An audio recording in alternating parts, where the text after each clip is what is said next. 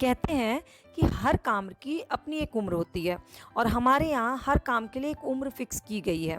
और अगर आप उस उम्र के निकलने के बाद उस काम को करते हैं तो 10 जगह से 10 बातें सुनने के लिए तैयार हो जाइए, क्योंकि मेरे साथ तो बिल्कुल ऐसा ही हो गया है। हेलो नमस्ते, मैं करची से कलम तक फैमिली, मैं हूँ रचना और आज की ब्लॉग में अपनी उम्र को निकल जाने के बाद ऐसा कुछ काम मैंने किया है जिसके बाद बड़े सारे सवाल खड़े हो गए हैं। खैर, सुबह का टिफ़िन, और टिफ़िन में मैंने बनाया है पिज़्ज़ा सैंडविच, जिसके लिए ब्रेड पर पिज़्ज़ा सॉस लगा दिया और उसमें प्याज टमाटर, क्योंकि शिमला मिर्च और कॉर्न नहीं था मेरे पास। अगर शिमला मिर्च और कॉर्न होता तो प्याज टमाटर शिमला मिर्च कॉर्न को बारीक काट करके इकट्ठे डाल देती हूँ। ऊपर से ओरिगेनो और चिली फ्लेक्स डाला और फिर चीज़ स्लाइस नहीं थे मेरे पास, तो मैंने ये जो चीज़ स्प्रेड करने वाले आते हैं वो इसमें डाल करके, और मैं तवे पे ही बनाती हूँ, सैंडविच मेकर में नहीं बनाती। नॉर्मली ऐसी चीज़ें इस्तेमाल करती हूँ जो हर घर के किचन में पाया जाता है। और इसीलिए मैं चाहती हूँ कि मेरी ब्लॉग जो है ना, वो आप लोग अपने आप से कनेक्ट कर सकें, क्योंकि मैं बिल्कुल वैसी ही चीज़ें करती हूँ जो हर घर में हर फैमिली में होता है। तो तवे पे मैंने इसको बना लिया है पिज़्ज़ा सैंडविच को, और इसको बीच से कट करके रख दूँगी। और सप्ताह में एक दिन मैं ये सारे आइटम्स ज़रूर देती हूँ, जो कि मैं आपको अपनी हर ब्लॉग में बताती हूँ। आपके बच्चों को टिफ़िन में सबसे ज़्यादा क्या पसंद है, मुझे कमेंट करके ज़रूर बताइएगा, जो मैक्सिमम टाइम वो टिफ़िन में लेके जाते हैं। पापा को रुको,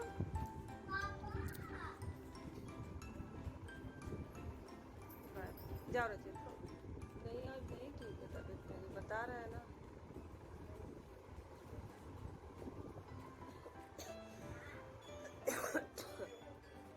रच्चू को बाय बोल रहे हैं। रचित के अच्छे दिन शुरू हो गए, क्योंकि रचित के पापा आ गए हैं और रचित को सुबह सुबह स्कूल छोड़ने के लिए पापा जाते हैं, और मम्मा का काम थोड़ा सा हल्का हो गया है। लेकिन हल्का काम होता है तो दूसरी तरफ से बाकी काम से बैलेंस हो ही जाता है। तो मलाई इकट्ठा हुई थी तो मैंने फटाफट से घी बना लिया, फिर अपने लोगों के लिए नाश्ता बनाया।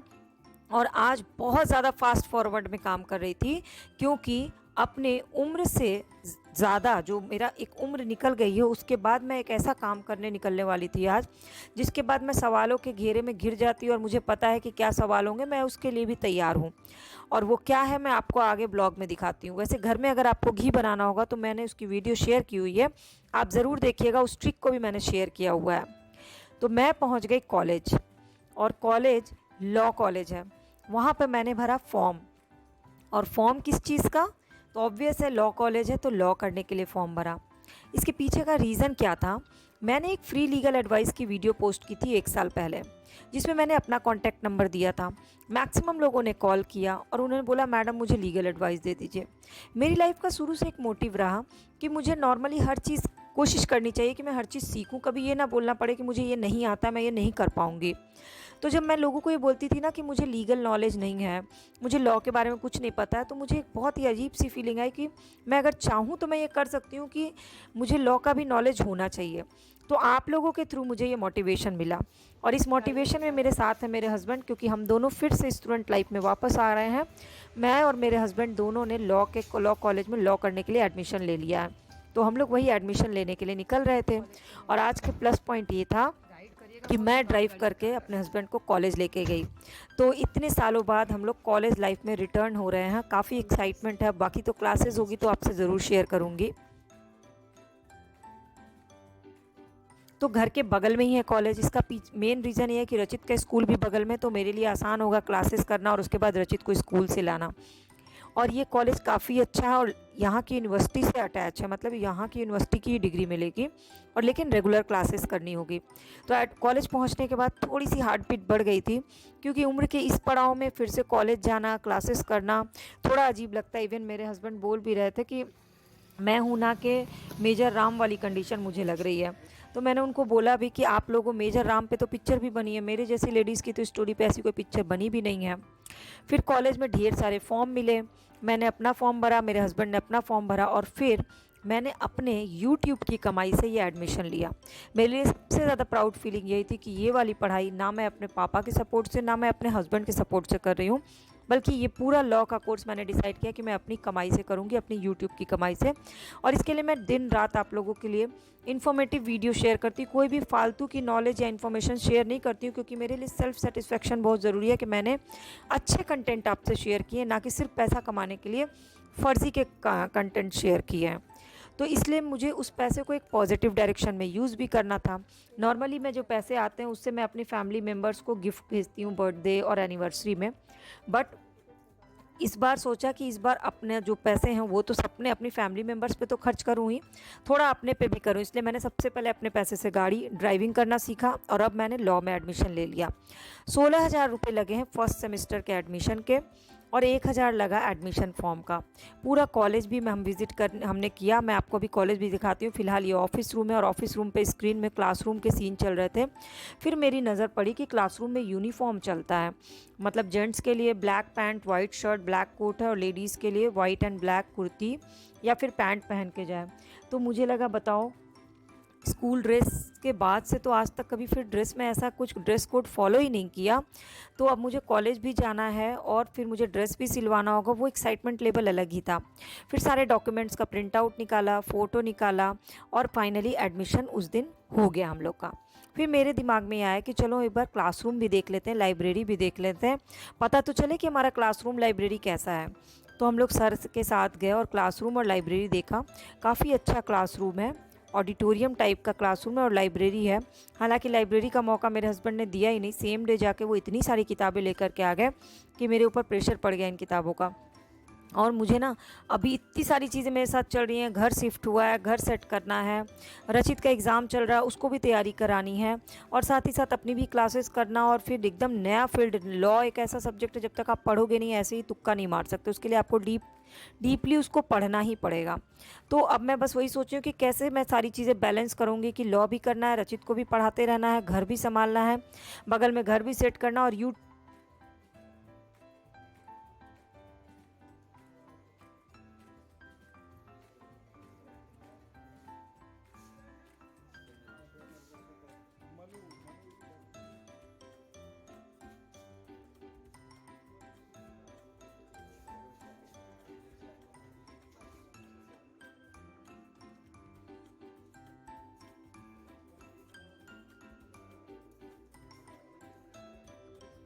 तो बड़े दिनों बाद ड्राइविंग की, अच्छा लगा और थोड़ा सा कॉन्फिडेंस भी कम आया हुआ और गुस्सा भी आया कि मैंने ड्राइविंग क्यों छोड़ दी। मुझे ड्राइविंग करते समय डर लग रहा था कि कहीं कोई सामने ना आ जाए। ये डर जब मैं ड्राइविंग सीख रही थी तो नहीं था, ये डर तब आया जब मैंने बीच में ड्राइविंग को गैप कर दिया। और अब मैंने डिसाइड किया कि मैं गैप नहीं करूँगी, मुझे कंटिन्यूस ड्राइविंग करनी है ताकि थोड़ा मेरा ये जो कॉन्फिडेंस लेवल डाउन हो रहा है वो ठीक हो जाए।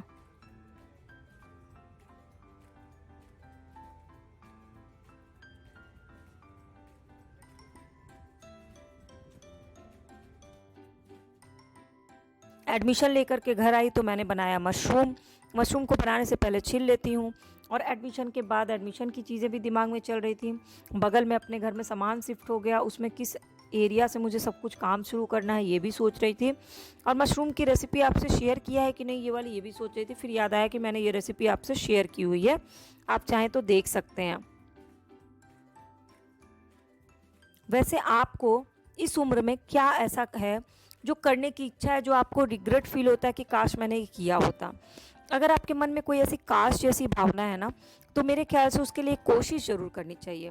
होगा या नहीं होगा ये हमें नहीं पता, बट एटलीस्ट हमें कोशिश करनी चाहिए कि क्या पता हमारी किस्मत में वो लिखा हो। किस्मत मेरा ये मानना है कि हम खुद लिखते हैं और वो खुद लिखने के लिए हमें कोशिश करनी होती है। तो अगर आपको कुछ भी ऐसी इच्छा है कि आपको अपनी लाइफ में ये करना था और आप नहीं कर पाए, तो मेरे ख्याल से आपको एक बार उसे ज़रूर करना चाहिए। नीचे कमेंट सेक्शन में मुझे ज़रूर बताइएगा कि कौन सी ऐसी बात है, कौन सी ऐसी चीज़ है जो आप करना चाहते हैं अपनी इस लाइफ में और आप।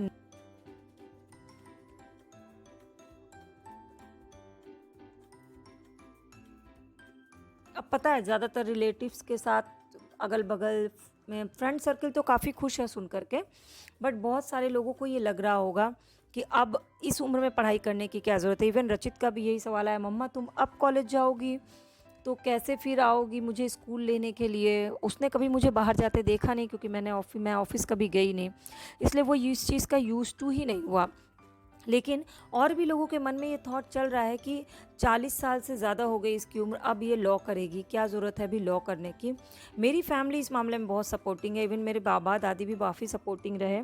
मेरे मम्मी पापा, उन लोगों के लिए है कि हर चीज़ आनी चाहिए। ये नहीं कि अगर पढ़ाई कर रहे हैं तो घर का काम नहीं आना चाहिए, और घर का काम कर रहे हैं तो पढ़ाई ज़रूरी नहीं है। लाइफ में बैलेंस करना बहुत ज़रूरी है, और लाइफ में हर चीज़ के लिए कोशिश करना और लगे रहना बहुत ज़रूरी है। बाकी सफलता असफलता वो आपके हाथ की चीज़ नहीं है, आपके हाथ में सिर्फ आपकी कोशिश है। तो मैंने फिर से एक कोशिश की है एडमिशन लेके, और देखती हूँ कोशिश कितनी कामयाब होती है। फ़िलहाल मैं बना रही थी चिली मशरूम, और इसके बाद मुझे रचित के स्कूल का प्रोजेक्ट भी बनाना था। प्रोजेक्ट क्या बनाना तो रचित को था, बट ये इतना टफ था ना कि रचित कैंची से कटिंग नहीं कर पाता, तो मैंने सारा कटिंग वटिंग कर लिया, और इसकी वीडियो भी मैंने शूट की और आपसे इसकी वीडियो भी शेयर की हुई है। क्योंकि बहुत सारे पेरेंट्स बोलते हैं कि प्रोजेक्ट जो आपने बनाया वो मुझसे शेयर किया करिए, क्योंकि हमारे भी बच्चे के स्कूल में प्रोजेक्ट मिलता है और हमें ईजी तरीके से प्रोजेक्ट बनाना होता है। क्या होता है पेरेंट्स में ना, नॉर्मली या तो फादर बहुत एक्सपर्ट होते हैं, जो कि रेयर होता है। 20% फादर होंगे जो प्रोजेक्ट बनाने में एक्सपर्ट होंगे, और 80% मदर एक्सपर्ट होती है प्रोजेक्ट बनाने में। बहुत सारे पेरेंट्स ऐसे हैं जिसमें मदर फादर दोनों को ही नहीं आता प्रोजेक्ट बनाने, और स्कूल वाले इस एक्सपेक्टेशन के साथ भेजते हैं कि घर से बहुत अच्छा सा प्रोजेक्ट बन के आएगा। तो इस दौरान मैं यूट्यूब की वीडियो भी शूट कर रही थी, क्योंकि पेरेंट्स के जो डिमांड होती है वो भी पूरा करना होता है। और एक्चुअली में ये जो टास्क मिलता है ना, ये स्कूल के डिस्प्ले में लगाया जाता है, तो बेसिकली ये पेरेंट्स का ही एग्ज़ाम होता है।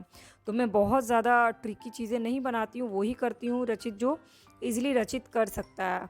तो कैंची से जो कटिंग था वो मैंने किया, बाकी जो पेंटिंग और सब कुछ था वो रचित ने किया था इसमें, और मैंने उसको सिखाया और फिर अपनी वीडियो भी दिखाई, ताकि नेक्स्ट टाइम जो ऐसा कुछ हो तो वो खुद से बना सके।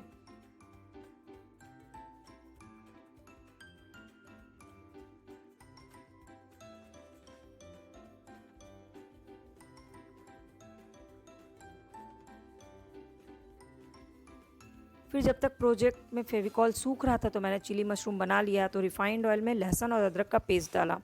लहसुन अदरक का पेस्ट मेरे पास बाज़ार का था वही, और मशरूम को ना गर्म पानी डाल करके अच्छे से बॉयल करके छान लिया था। लहसुन अदरक का पेस्ट चाइनीज़ में ना बहुत सारे लोग नहीं डालते हैं, बट जब भी आप कुछ चिली बनाते हैं उसमें लहसुन अदरक का पेस्ट डालिएगा तो उसमें हमारा देसी तड़का लग जाता है, बहुत टेस्टी लगता है। और काट के डालिए बारीक बारीक तो वो और अच्छा लगता है। मुझे इंस्टेंट बनाना था इसलिए मैंने ज़्यादा तैयारी नहीं की। फिर मशरूम को भूनने के लिए लहसुन अदरक के साथ छोड़ दिया। मशरूम को भूनने में थोड़ा समय लगता है। अगर आप इसको बहुत ज़्यादा बॉयल कर देते हैं, कुकर में सीटी लगा के बॉयल करके बनाते हैं तो जल्दी बन जाता है, बट अगर सीटी लगा के बॉयल करते हैं तो मशरूम के जितने भी न्यूट्रिशंस होते हैं वो ख़त्म हो जाते हैं। तो मैं कभी भी उतना ज़्यादा बॉयल करके नहीं बनाती, क्योंकि मशरूम में बहुत अच्छी मात्रा में विटामिन डी होता है, जो कि बहुत कॉमन हो गया आजकल लोगों के शरीर में विटामिन डी की कमी होना। उसका रीज़न ये भी है कि धूप में लोग नहीं बैठते हैं सुबह 8 बजे से पहले। किसी का मॉर्निंग वॉक, बहुत कम लोग हैं जो सुबह में 8 बजे से पहले टहल वहल के धूप में आ जाएँ।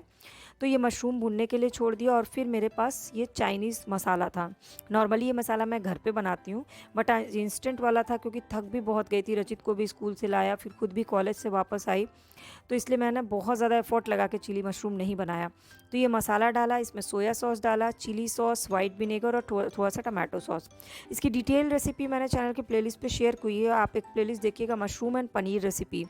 एक प्लेलिस्ट है मेरे चैनल पे, उसमें ढेर सारी पनीर और मशरूम की रेसिपीज़ मैंने आप लोगों के लिए शेयर किया।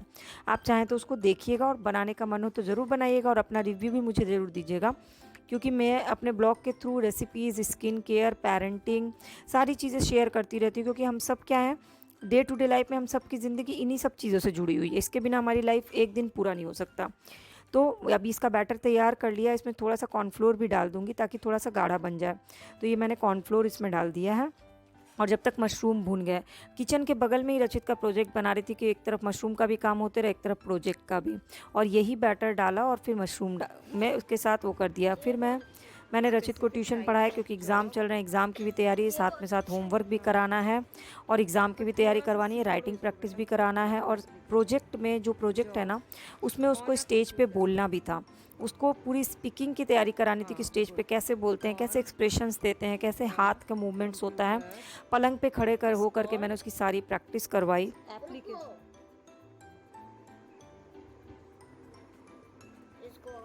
एप्लीकेशन सॉफ्टवेयर, और उस स्कूल में बहुत अच्छा इसका प्रोग्राम हुआ। आपको मेरी ब्लॉग कैसी लगी ज़रूर बताइएगा, और सब्सक्राइब बटन को क्लिक करके फैमिली का मेंबर बन जाइएगा।